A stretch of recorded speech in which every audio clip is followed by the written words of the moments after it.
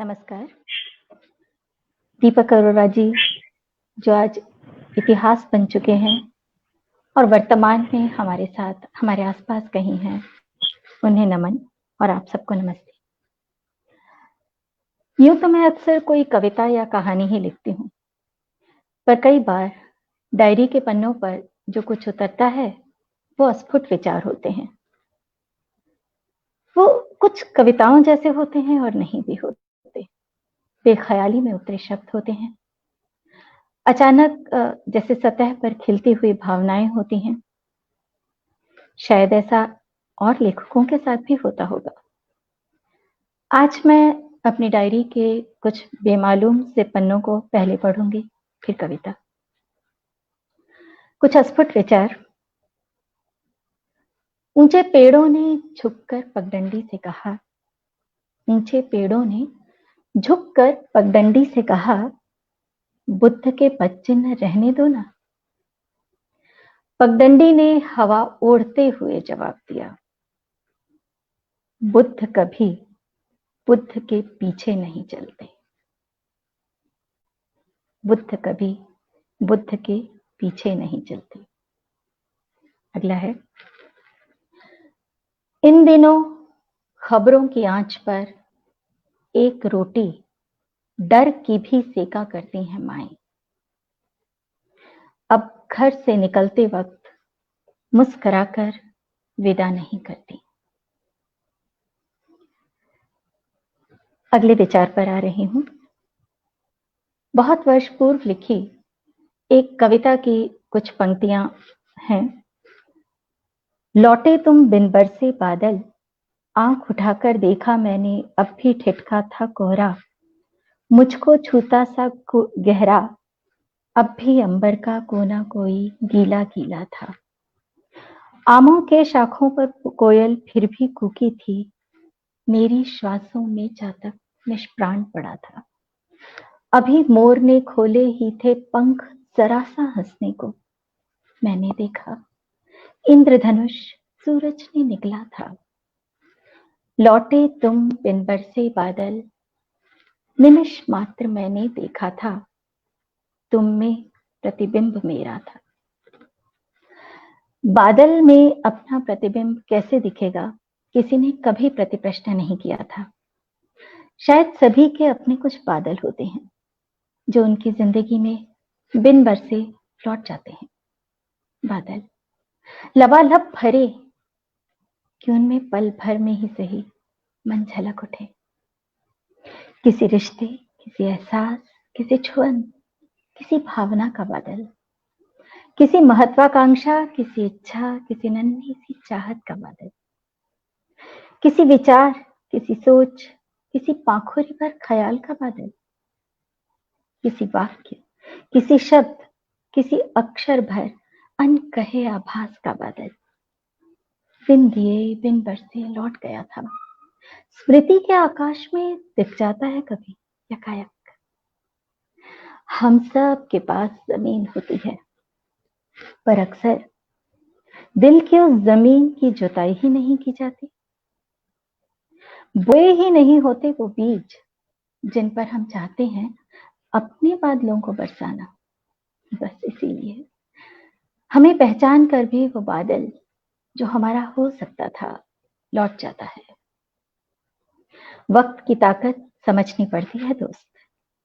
वक्त तार पर सूखता कपड़ा नहीं होता, गुजरती हवा होता है। अगला विचार, इसे मैंने नाम दिया है स्नेह सुख।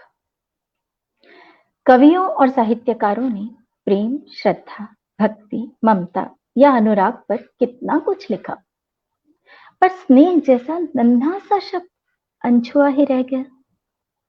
स्नेह वय की सीमा को कितनी सहजता से उल्लांघता है, बस हृदय के तारों को छूता भर है।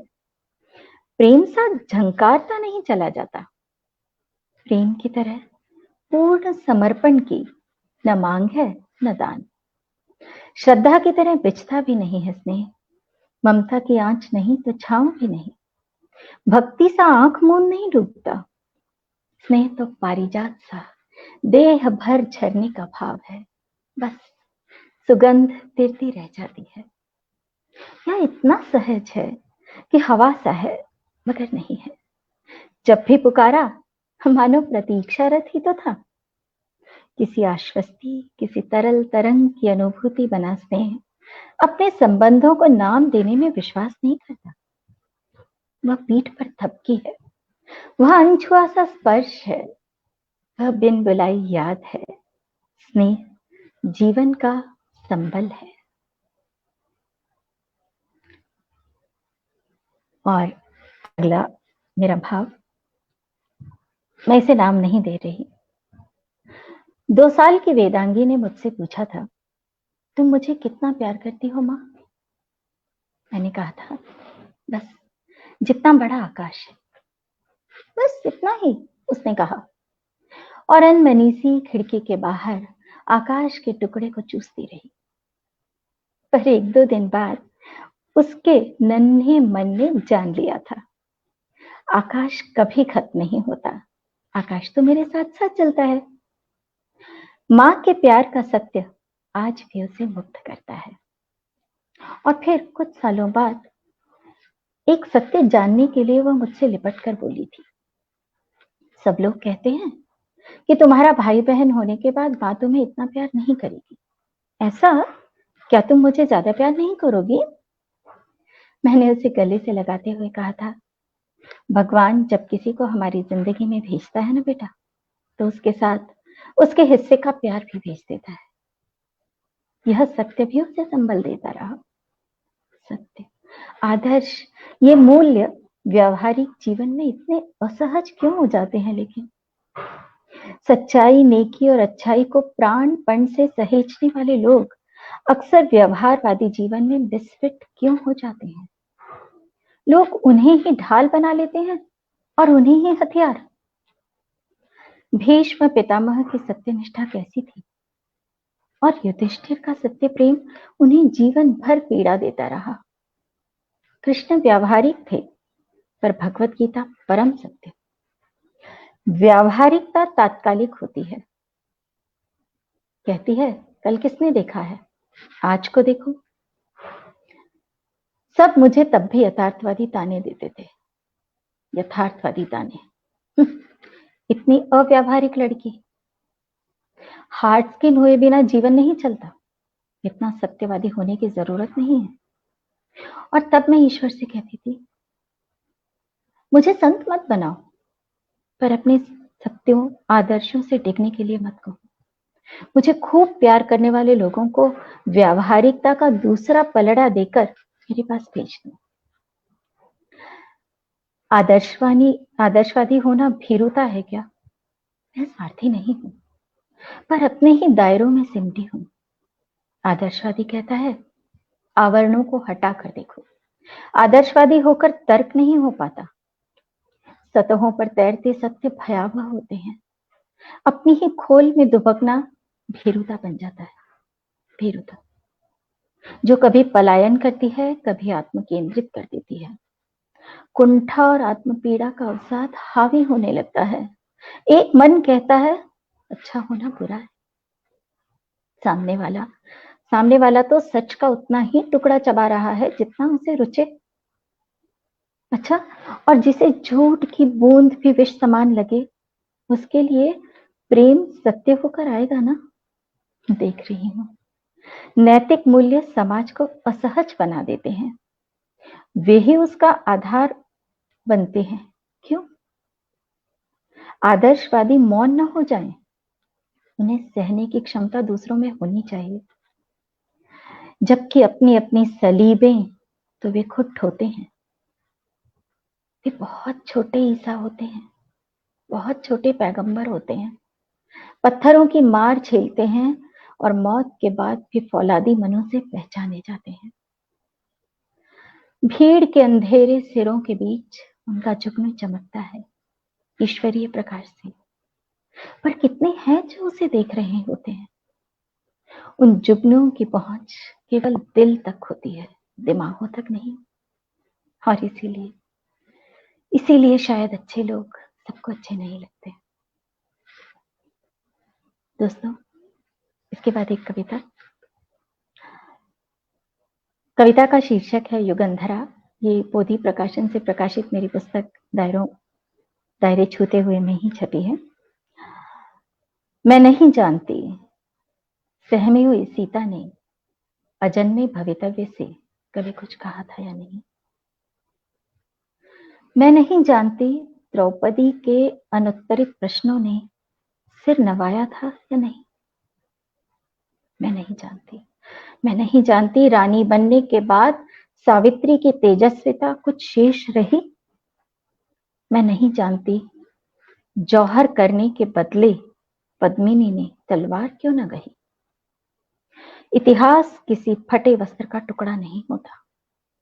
इतिहास किसी फटे वस्त्र का टुकड़ा नहीं होता और न ही पैबंद हुआ करती हैं घटनाएं। मनों को सिलने के फौलादी तार भी बिका करते हैं मनों के बाजार में। मन ही सबसे बड़ा हथियार है हथियारों। तभी तो सोचती हूँ आज सहने के समीकरण बदलने होंगे, कहने के नए ढंग बुनने होंगे। कुंठाओं के सागर से ही शक्ति को देनी होगी बाट। औरत के अंतस से ही चुननी होगी औरत विराट।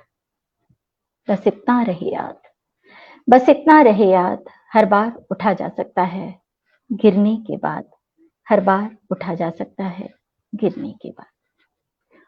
और आखिरी कुछ पंक्तियां एक अगली कविता की, बस अंतिम कविता। कविता का शीर्षक है समानांतर। मैं इसकी कोई भूमिका नहीं बना रही। बन राम कभी कभी रावण, सब जीते अपनी रामायण। बन राम कभी कभी रावण, सब जीते अपनी रामायण। कितने झेले सागर, कितने युद्धों में ही जिए मरे। कितने पुल बांधे आए दिन, कितने सागर नयन भरे। जो खोना खो दिया यहीं, फिर पाया जो जीवन चंदन। बन राम कभी कभी रावण, सब जीते अपनी रामायण। किसी अहिल्या सा जीवन भी कहीं जिलाया था स्पर्शों से, और कहीं था शाप शहर में ही थे वनवासी वर्षों से। सोने की लंका स्वप्नों की फिर ना वश में रहता मन। बन राम कभी कभी रावण, सब जीते अपनी रामायण। और अंतिम है कौशल्या कैकेयी मंथरा दशरथ, लक्ष्मण सीता या असुरों से होते। कौशल्या कैकेयी मंथरा दशरथ, लक्ष्मण सीता या असुरों से होते वही एक हम। मगर पलटते समय समय पर सभी मुखौटे। वही एक हम मगर पलटते समय समय पर सभी मुखौटे। युग बदले पर भाव वही हैं, बहते लेकिन शाश्वत हैं क्षण। बन राम कभी कभी रावण, सब जीते अपनी रामायण। बहुत बहुत आभार। मैं आप सबकी और बोधि प्रकाशन की आभारी हूँ। बंदारी जी, धन्यवाद।